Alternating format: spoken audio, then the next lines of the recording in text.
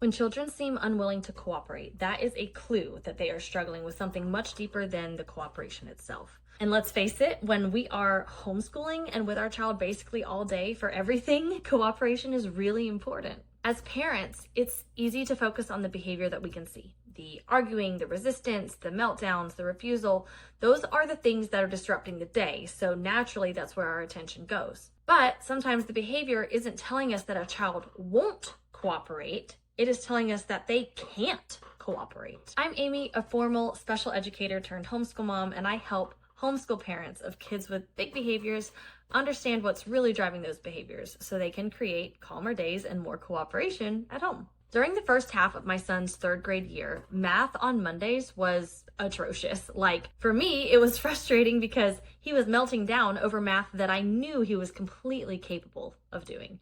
And for him, well, I had to get curious about that part. Because what I started noticing was that this wasn't my boy who didn't know how to do math. And it wasn't because he wanted to fight with me. It felt more like he was playing tug of war with himself. Part of him wanted to cooperate, and part of him wanted to get started, but something in his nervous system was sounding the alarm every single Monday when it was time for math.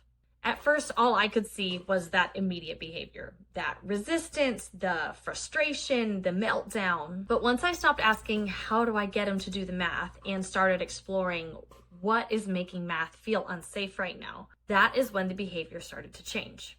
And as I decoded what his behavior was trying to tell me and adjusted my approach, the problem started disappearing. And today, math is largely a non-issue. And when those feelings occasionally pop back up, I know exactly what to do because I'm no longer focused on forcing cooperation.